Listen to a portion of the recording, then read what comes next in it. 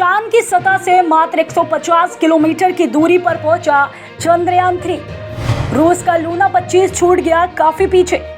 चांद पर लहराएगा तिरंगा सबसे पहले। इन्हीं कारणों से दुनिया भर की सारी स्पेस एजेंसियां अब इसरो को अपना गुरु मानने लगी हैं। इसरो ने अचानक चंद्रयान-3 का इंजन एक बार फिर से चालू कर दिया है और अब बस कुछ ही पल में धमाका होने वाला है। 23 अगस्त नहीं बल्कि उससे पहले ही हो सकता है चांद पर बड़ा धमाका। जिस घड़ी का इंतजार था पूरे भारत को, आखिरकार वह पल आ ही गया।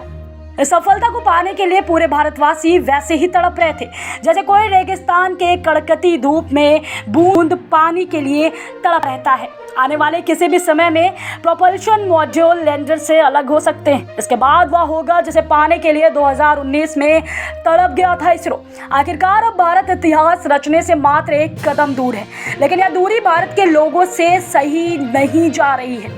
इसरो ने आज यानी 14 अगस्त को तीसरी बार चंद्रयान-3 की ऑर्बिट घटाई। अब चंद्रयान 150 किलोमीटर 177 किलोमीटर की ऑर्बिट में आ गया है, यानी चंद्रयान-3 चंद्रमा की ऐसी कक्षा में घूम रहा है जिसमें उसकी चांद से सबसे कम दूरी 150 किलोमीटर और सबसे ज्यादा दूरी 177 किलोमीटर तक है। ऑर्बिट घटाने के लिए यान के इंजन कुछ देर चालू किए गए। अब चंद्रयान का ऑर्बिट सर्कुलाइजेशन फेज शुरू हो गया है, यानी चंद्रयान अंडाकार कक्षा से गोलाकार कक्षा में आना शुरू हो गया है। इसरो अब 16 अगस्त को सुबह 8:30 बजे तक अगला ऑपरेशन परफॉर्म करेगा।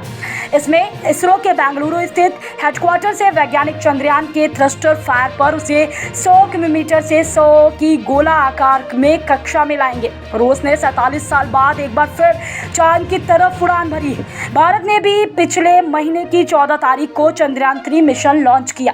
इसके साथ ही अमेरिका और चीन ने भी चांद पर अंतरिक्ष यान उतारने के लिए एडवांस मिशन शुरू किए। इस रेस में स्पेसएक्स जैसी कुछ प्राइवेट कंपनियां भी शामिल हैं। दोस्तों, अगर हमारा चंद्रयान सबसे पहले चांद पर जाकर पानी की खोज करता है तो मंगल ग्रह पर खेती करने के लिए चांद से पानी ले जाया जा सकता है। इसी पानी को तोड़कर हाइड्रोजन गैस भी निकाली जा सकती है, जहां से मंगल ग्रह की तरफ जाने वाले रॉकेट्स को फ्यूल भी दिया जा सकता है। हमारा चंद्रयान-3 चांद पर पहुंचकर वहां से सोना, यूरेनियम, टाइटेनियम के साथ साथ प्लेटिनियम और धातु का भी पता लगा सकता है, जो कि पूरे ब्रह्मांड के लिए एक ब्रेक थ्रू होगा। 1967 में हुए संयुक्त राष्ट्र के आउटर स्पेस समझौते के मुताबिक अंतरिक्ष के किसी भी हिस्से पर कोई भी देश दावा नहीं कर सकता। 1979 में हुआ संयुक्त राष्ट्र का चंद्रमा समझौता कहता है कि अंतरिक्ष का कॉमर्शियल इस्तेमाल नहीं होना चाहिए। हालांकि अमेरिका, चीन और रूस ने इस पर साइन नहीं किए।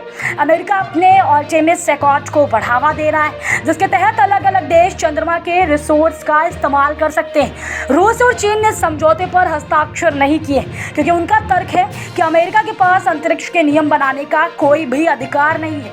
यानी सीधे शब्दों में अगर कहें तो संयुक्त राष्ट्र ने अंतरिक्ष के लिए कुछ औपचारिक नियम जरूर बनाए, लेकिन सुपर पावर्स अपनी मनमर्जी कर रही। वो जानती है कि अंतरिक्ष में जो सबसे पहले और पुख्ता तौर पर पहुंचेगा वहां उसी का कंट्रोल होगा।